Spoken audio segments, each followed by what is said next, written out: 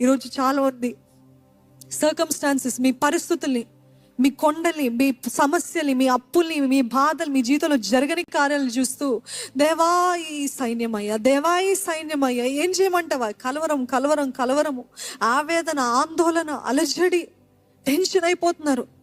దేవుడు అంటున్నాడు, మీరు అడగండి, దేవా ఈ పరిస్థితులు ఈ రీతి ఉన్నాయ్యా, ఈ సమస్యలు ఈ రీతి ఉన్నాయ్యా, అయినను ఇవి కాదయ్యా, నా ఆత్మీయ నేత్రాలు తెరవయ్యా, నా ఆత్మీయ నేత్రాలు తెరువు. నేను చూసే పరిస్థితులు కాదు, నేను చూసే కష్టాలు కాదు, నేను చూసేది ఈ ఆర్థిక ఇబ్బందులు, ఇవి మాత్రమే నేను చూస్తున్నాను. కానీ దేవా నా కళ్ళు తెరవయ్యా. Help me to see your provision, help me to see your hand, help me to see your healing, help me to see your deliverance.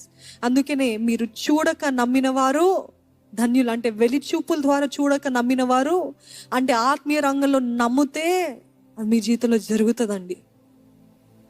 ఈరోజు ఎట్టి పరిస్థితుల్లో ఉన్నా దేవుని అడగండి, దేవా నా ఆత్మీయ నేత్రాలు తెరవయ్యా. ఎందుకంటే చాలాసార్లు మనకి భౌతికంగా కనబడుతున్న ఈ పరిస్థితులన్నీ కూడా పెద్ద అడ్డుబండలుగా ఉంటాయి. ఆత్మీయ రంగంలో విశ్వాసానికి అడ్డుబండలుగా ఉంటాయి. ఈరోజు మీ ముందు కనబడుతున్న ఆ పెద్ద కష్టము, ఆ పెద్ద సమస్య ఎలా ఉంటుందంటే, ఇదే మీ దేవుడు అయిపోద్ది. సమస్యనే దేవుడు, పెళ్ళి కాకపోవడమే దేవుడు, డబ్బులు లేకపోవడమే దేవుడు, ఉద్యోగం లేకపోవడమే దేవుడు, ఇవన్నీ దేవుడు. అంటే ఇంకా దేవుడు కనపడడు, దేవుడు చేస్తాడు అని నమ్మకము ఏదో కొంచెం ఉంటుంది అంతేగాని ఇది పెద్ద కొండలా ఉంటుంది చాలా మంది జీవితాలు. ఆ కొండని చూస్తే అయ్యో అయ్యో అయ్యో అయ్యో, ప్రతిరోజు లేచిన నుండి అయ్యో, రాత్రి అయ్యో, మరలా లేచిన తర్వాత అయ్యో, దిస్ ఇస్ ద సైకిల్. ఎప్పుడు చూసినా కొండనే చూస్తున్నారు. కాబట్టి ఆ కొండనే దేవుడిచ్చే దీవెనకి, దేవుడిచ్చే ప్రొవిజన్కి, దేవుడు చేయబోయే కార్యాలకి అడ్డుబండలుగా ఉన్నాయి. యువర్ సర్కమ్స్టాన్స్, ఈ సిచ్యువేషన్, ఈ పరిస్థితి అడ్డుబండలుగా ఉన్నాయి. గెహజీ ఈ పనివాడు కూడా భౌతిక సమస్యలు చూస్తాడు, బయట కనపడే సమస్యలు చూస్తాడు, బయట ఉన్న మనుషులు చూస్తాడు. ఈరోజు చాలా మంది విరుద్ధంగా తిరుగుతున్నారేమో మీ చుట్టూ. అయినప్పటికీ భయపడకండి, బెదరకండి, చెదిరిపోకండి, నిరాశ పడకండి, ఏదో ఇంకా మూల కూర్చోకండి ఏలియా వలే. No no no no no. రెండంతల అభిషేకం నిజంగానే పొందుకున్నాడండి ఎలీషా. ఎందుకంటే ఏలియా భయపడినట్టు ఎలీషా భయపడలేదు. ఎన్నో సూచక్రియలు చేస్తాడు ఎలీషా. ఎందుకు? రెండంతల అభిషేకం పొందుకున్నాడు.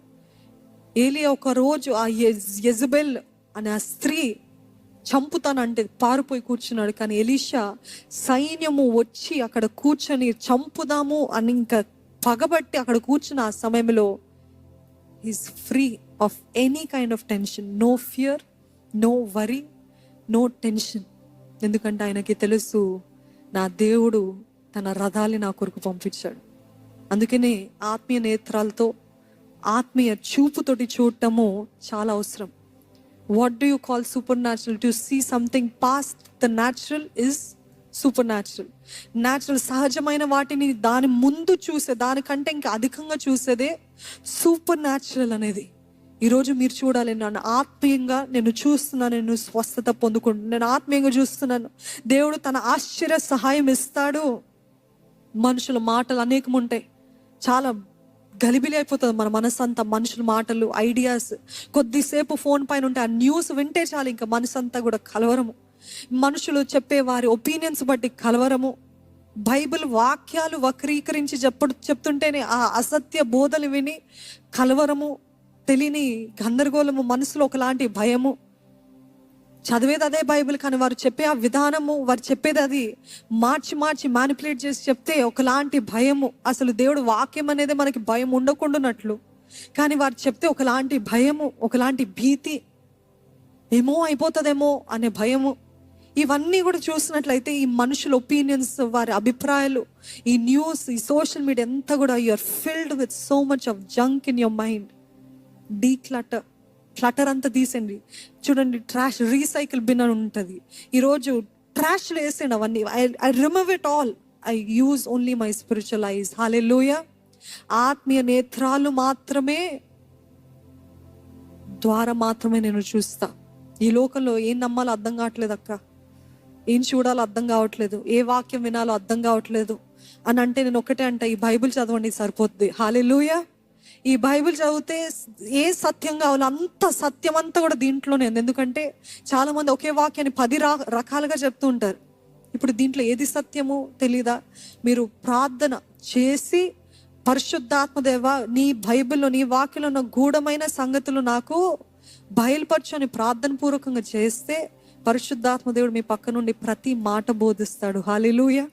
ప్రతి మాట చెప్తాడు. ఎలాగ దాన్ని తీసుకోవాలి, ఎలాగ అంగీకరించాలి, ఎలాగ వాడాలి, ఎలాగ అర్థం చేసుకోవాలి, ఏ సందర్భంలో చెప్పాడు అనేది పరిశుద్ధాత్మ దేవుడే తానే మీతో మాట్లాడతాడండి. అందుకనే read the Bible for your self. ఎందుకు ఈరోజు ఇంతగా అంత కూడా ప్రతి లైన్ బై లైన్ చెప్పాల్సి వస్తుందంటే, మీలో ఉన్న వారికి చాలా మందికి ఆ సంఘటన దాని ముందు ఏం జరిగింది, దాని తర్వాత ఏం జరిగిందో తెలియదు.